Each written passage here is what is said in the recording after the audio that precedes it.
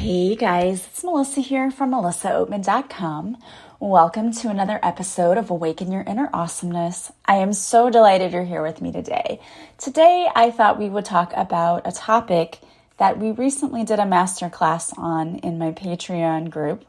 And it was all about being more vulnerable and how to open up and be vulnerable. It was a great class, and I think that we learned a lot. So I thought it would be a great topic for today. But before we get started with today's topic, we do have a message from our sponsor. Thank you for your time and listening to this and to Melissa's show. I think she does such a great job. She's been such a wonderful person for me to connect with. I'm glad that you guys listen and have a connection with her as well. She's wonderful to reach out to and talk to and be on her show. I did a podcast episode with her in the past. If you're enjoying this episode or any of her episodes, then I think you'd enjoy my episode as well with her. We had a episode together on May 27th, 2022. That's May 27th, 2022. Successful Solutions with Ian Tolson. That's what it's labeled. Boom. So if you're enjoying anything that Melissa puts out, I'm sure you'll enjoy that particular episode. Or if you just want to find me over at iantolson.com, that'd be cool too. That's IANT as in Tom, OLSON.com, iantolson.com, IANTOLSON.com. I really appreciate you for listening to this. You're a wonderful person. Have a good rest of your day. Hope to see you over there. All right, bye. Okay, so being vulnerable can be a very scary thing. And for many of us, we learned as children that it wasn't safe to open up and to be vulnerable because either we were laughed at, made fun of, or we just didn't get our needs met. It's easy to see why being vulnerable is a big problem for a lot of people who become adults. When you were a child, getting your needs met was primal, right? It's something that as babies, we cried in order to let people know that we were hungry or that, we needed our diapers changed. That is the only way that we were able to let people know that we needed something, was through crying. And there was a stage when I was a kid where doctors said, you need to let them cry it out. You need to let babies self-soothe. And when we think about it now, I think how stupid that is because babies are not crying for attention. They're not crying for no reason. The reason that babies cry is because that is the way they learn how to get their needs met. So if they cried and an adult just let them cry it out, think about that. You learn from a very young age that it's not safe to get your needs met. It's not safe to ask for what you need. And now you may be thinking, okay, I don't remember that as a baby. I don't remember those things happening. But a lot of lessons we learn and a lot of limiting beliefs that we learn about ourselves come from when we were very young. Times when we don't even consciously remember those things happening, because I don't remember being a baby, as I'm sure you don't remember being a baby. But we do start to pick up on those cues even from that young age. So for many of us, the issue with being vulnerable is that we're afraid to speak our truth and we're afraid to ask for what we need for, because as a young child, when we did that, it didn't feel safe. We did not get our needs met. And believe me, I'm not blaming parents because I am also a parent and I also know that I've made mistakes with my kids. Kids don't come with instruction manuals and we do our best. And I do believe parents do their best. But somehow we end up picking up on these cues that if we speak our truth, we're going to be made fun of or we're going to be ignored. Or if we ask for the needs that we have, if we want our needs to be met and we voice that, we're going to be met with rejection. And rejection is a very big fear that a lot of people have. So how do you work through this so that you can become more vulnerable? Vulnerability is really important. It's important in your relationships, right? If you always keep people at arm's length, or you do what we sometimes tend to do, which is to people please because you want everyone to accept you and to love you and to be happy, you make yourself miserable because then you're not getting your needs met. And so you're not going to be happy in that relationship. And if you don't allow people in, It's hard to have intimacy in personal relationships. So how do we work through that in order to be more vulnerable? The very first thing is to understand where your fears are. That was one of the first questions that I asked in our masterclass. I said, what scares you the most about being vulnerable? What is it that makes you afraid to open up to anyone else? And I asked them to think about this question. When did you first feel unsafe when asking for your needs to be met? Can you think of a time? Is there a specific instance? When do you first remember asking for something and being told no? And it's okay to say no to people. We're setting boundaries, but when you're very small and you get told no, sometimes we see that as what I need and what I want is not important. And then we begin to stop asking for what we need because we think we're going to be met with rejection. We think we're going to hear no. So when did you first feel unsafe asking for your needs to be met? How old were you? Who was it that made you feel unsafe and what was happening? The interesting thing is that sometimes when things happen to us when we're kids, we are not capable of processing the event the way that it actually happened. So let's say, for example, when you were little and you wanted a cookie before dinner and your parents said no because we're getting ready to eat. But then that left you with this feeling that in the future, if I ask for this cookie, they're going to say no. And I'm afraid to ask now because I don't want to be told no. So you stop asking. Now, that's kind of a generic example, but this is what happens in our childlike minds. We do not really see that as, oh, well, they said no this time because we're having dinner. A lot of times parents don't necessarily explain to us, or they didn't, why they said no. If we would have had an explanation, maybe we would have understood, oh, well, because if I ask right before dinner, it's going to be a no because it's too close to dinner. But if I ask after dinner, it would probably be a yes. As parents, I know myself personally, I did a terrible job of explaining why I was saying no to something. Sometimes we don't give reasons, right? We just say no, or because I said so. It's another great reason. But then it's hard for children to process why they're being told no. If you have a good reason that goes with it and you explain it well, then the child will probably just say, oh, okay, I understand this now. But if you're just told no, then you're going to make up your own assumptions as to why your parents said no. And then sometimes we take that on personally, like they said no because I did something wrong, when that really wasn't the case.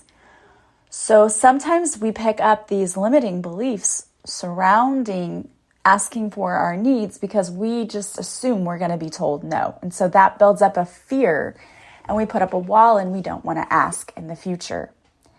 So think about that, because it's important to understand where these fears of being vulnerable come from. And do they come from your childhood? Maybe they didn't. Maybe it came from a relationship you had where when you asked for your needs to be met, your partner ignored you or said no or belittled you or said you were too sensitive, whatever.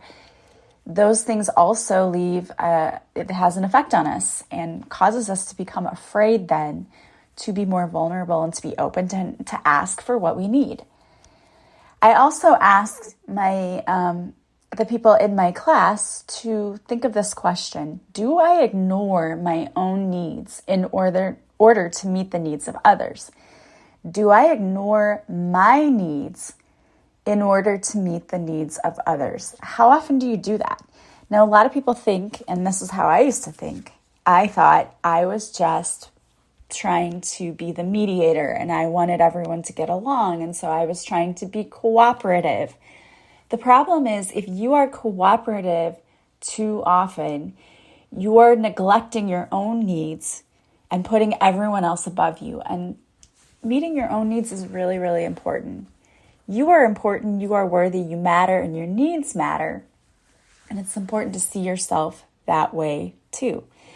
So another question then to ask yourself is, am I putting the needs of everyone else over myself? It's important to know who you truly are too and what you truly want. Like, what do I want in my life? What do I need to have? Well, I need to have loving, connecting relationships. I need to have people I can count on. What do you need and what do you want? You can't be vulnerable if you're not 100% sure what you need or what you want in your life. So really get to know yourself too. Like, what are my needs? What are my wants? A lot of people don't even take the time to stop and think about what they really truly want. And that's super important. How do you know your needs are being met if you don't even know what your needs are? So it's important to get to know yourself, and it's important to get rid of the fear surrounding asking for help. A lot of people see that as a weakness. It's not a weakness. Sometimes we need help. We don't live in, isolation, and we're not supposed to live in isolation. We're supposed to have human connection, and we're here to help one another. But if we don't ask for help when we need it, we're going to just burn ourselves out, and we're going to feel that isolation. It's important for you to be able to ask for help, and a lot of people have difficulty with that one. It's important to get rid of the fear surrounding it. And this brings up another question. What are you afraid of when it comes to opening up to others or for asking for help? What is the thing that makes you the most afraid? What do you think will happen? And now when we said this in our class, a lot of people said, rejection, I'm afraid of rejection. And that's understandable. That is a huge fear for a lot of people. We don't want to be rejected. But when you think about it, most of the time, if you ask someone for help, they're more than willing to help you out. They are happy. In fact, a lot of people live for being able to help others. And when we don't ask, we might actually be robbing someone else of the joy that they get when they are able to help someone. A lot of people love being able to do that. But if we don't ask, then we don't know. We don't know if people could help us or if they want to. We have to get rid of the fears, but identifying those fears is super important. What is your fear? What are you afraid of? What do you think is going to happen if you open up and if you're vulnerable? What is the worst thing that could happen? Because oftentimes when we sit down with ourselves and we look at what we really think is the worst thing that could happen, it's not really all that bad. We're making things worse in our mind. Our brain is programmed to focus on negative, and we think that the worst thing's going to happen. And when we sit down with it, we realize a lot of our fears are not valid. They're irrational fears. And if we can sit down and identify that, then we can say, hey, yeah, that's probably not even going to happen. And you may have to do some tapping, some of the EFT, emotional freedom technique tapping, to tap out some of those fears. But it's important to identify where your fears are first, because they have specific ones. And there are tappings for fears of rejection. It's also important to share your feelings. You have to have someone that you can go to, that you can talk to. It's important to get your emotions out. And everyone needs to have that person that they can go to and feel safe to share what they're feeling. And whether it is someone that you are friends with or a family member, or even if it's a therapist, a counselor, or a coach, someone that you work with, where you can share your emotions. You know, the funny thing about going to counseling and working with someone who's sort of objective is you get a whole new insight. I remember whenever I first started counseling and I was talking about the fears that I had, the counselor was the one who helped talk me through each of the fear and see that a lot of what I was afraid of was very irrational. And there was no factual base to these fears. I was just making them really, really big in my mind. And once I was able to see that, I was able to work through it and to get rid of those fears. Fears are the things that are keeping you stuck. And it's important to know what it is you're afraid of so that you can work through it and come on the other side of that. It's also important to be present in your life. You know, I feel like so much of the time people go on autopilot because life gets so busy and it gets hectic, and we don't want to have to stop and think about things. but it's important that you do. It's important that you process things, especially because when you are in the present moment and you're truly living, you realize how many moments we actually miss by not really being focused and fully present. So be in the moment, enjoying the company of the people who are around you. It's also okay to set boundaries. Being vulnerable requires you to share with others how you want to be treated. And setting boundaries is really healthy. A lot of people are afraid of that because they think, I don't want people to be mad at me if I set this boundary. It's okay. And people will respect you more. And people who don't respect you for setting boundaries are people who are taking advantage of you anyway. And you don't need that in your life. So it's important to set boundaries with people because you're teaching them how you want to be treated. Instead of allowing people to come in and you have to do everything for them, it should be balanced. There should be balance in everything. And so it's okay to say no to people who want to drain your time or your energy. It's okay to set that boundary and say, yeah, you know what? I need time for myself today. I can't help you with whatever. But in the future, I don't mind. But today, it's not a good day for me. You might have to practice that too. If you practice saying no and being firm about it, that's super helpful because a lot of people just are afraid. And then when someone puts them on the spot and asks them, they feel like they don't have a good enough reason. You don't need a good reason. No is a complete sentence. You can tell people no, but you may need to practice saying no. It sounds silly, but then when people ask you on the spot, you have more courage to stand up and to say, no, hey, I have to set this boundary for myself. Being vulnerable is so brave, but it shows you how strong you truly are. When you're vulnerable, you are opening yourself up to deeper connection with others. And that is really, truly what I think we crave as human beings. It helps us to be able to relate to others when we're able to be vulnerable and to be open. I know it was difficult for me when I first started my new job. When I switched school districts, I didn't know anyone in my department. And it was the most difficult year of my life, having to move there that first year because of things happening in my personal life. That was when my children came to me and said, hey, their dad had been abusive. And then he ended up taking his life in, the spring of that year. And that was when COVID hit. And if I had been afraid to open up and be vulnerable, I might have felt so isolated. But I had coworkers who would come by and say, how's everything going? What's going on? How are you doing? Which helped so much because then when my mom went through her illness, I had these same coworkers who would come by and ask if I was doing okay and did I need anything. And it just helped to have people there that you could relate to. And then a coworker ended up having a grandchild who was sick. And so I was able to go and then ask the same things and show that, hey, I appreciate everything that you did for me and I'm here for you too. And you make deeper connections with people. You truly do. If you choose to isolate yourself, you are missing out on so many wonderful things. And I know some people say, well, I can't people today. I get it. And that's where those boundaries come in. You don't have to be all of the time with all of your coworkers and always social. It's important to honor your own needs.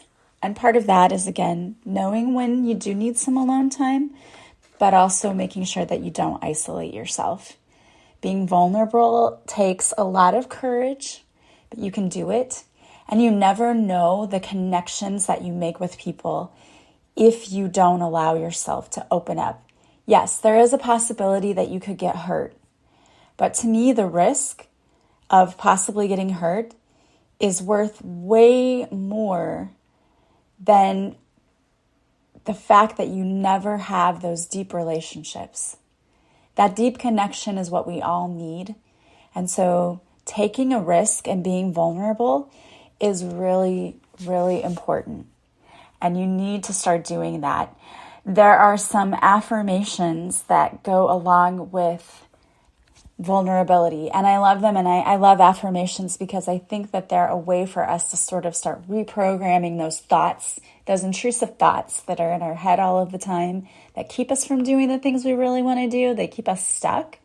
These are some that can help you to rewrite that script so that you can lose that fear. Reprogram your brain so you focus on all of the positive things that could happen if you were to be vulnerable and to open up. So here are some of the affirmations that I gave to the students in my master class. And I'm not giving you all of the ones I gave them. For that, you have to be a part of our Patreon page. But I'm going to give you a couple. And so the ones that I really love, I have the courage to be vulnerable. Because for many of us, it's just that fear surrounding not wanting to put ourselves out there because of rejection or because people may laugh at us or whatever, which again is just another form of rejection. I have the courage to be vulnerable. Sharing my true self is brave, and I'm proud of myself for my courage. I am not needy. I have needs like everyone else. I love that. And I really love it because some people will try to project onto you that you're being needy if you're expressing the needs that you have. The truth is you're not needy. If you express your needs and the person isn't able to meet them, they're just not your person, or this isn't the relationship for you. You're not needy. And I love that. I am not needy. I have needs like everyone else. My needs deserve to be met as much as anyone else's. I love that. So yeah, you do deserve to have your needs met. You are brave. You have the courage to be vulnerable. Be proud of yourself. And every time you feel yourself wanting to pull back and not take that risk, you need to go for it. And in my life, every time I've ever had a fear of doing something, that has been my signal, like, you have to do this. You have to do it because this is a test for you. Can you be vulnerable? Can you open up? Can you take this risk? And every time that I've done that, I've always been glad on the other side of it that I took the risk. I've never said to myself, oh, I'm sorry I did that. Because no matter what, whether it's succeeded or not, I learned something. And we're all here to learn and grow. So there is a gift in every lesson that we have. So don't be afraid. Start opening yourself up. Do something that makes you feel a little bit vulnerable. All right, guys, I wanted to pull a card for you today. So I pulled a card from my Divine Whispers deck, and the deck is still available at melissaopen.com if you want to order your own. And the card I pulled is You Are a Manifesting Machine. Pay very close attention to your thoughts right now because you are a manifesting machine. Get in alignment with what you want. Be sure to set clear intentions about what you wish to receive, and then focus on it with unwavering faith. Know that the universe is working on your behalf to bring you what is for your highest good. Take a little time each day to focus on the things you want. Feel how awesome it would be to have those things. And then send the universe a little gratitude. You will quickly begin to see your dreams take shape. Know that you are so worthy of it all. There are some mantras that go with this card. The first one is, I am deserving of all of my dreams, and I am manifesting all of them right now. I know that what I seek is also seeking me. The universe is supporting my dreams right now. I am in complete alignment with my intentions. I trust the universe is working behind the scenes on my behalf. All right, I love that. And I want to thank you so much for being here with us today. As always, if you like this podcast, please subscribe. Please leave a positive review from wherever you're listening. The greatest compliment you can pay me is to share this podcast with those who you think might also enjoy it. Don't forget, you can join us on Patreon, where I post 2 extra podcast episodes per week. I also host live card readings each week and a live masterclass. So you can join us over there. And when I do interviews with people, I also post the videos of the interviews on Patreon. I post readings there and guided meditations. So I would love to have you over there. It's only $10 a month and you can cancel anytime if you'd like to come and try it out. I also have some free content if you go to my Patreon page that you can view just to check it out, see what it's like to be over there on Patreon. As always, I am sending you guys so much love and light. I hope you have a beautiful day from wherever you're listening. I will talk to you soon. Bye, guys.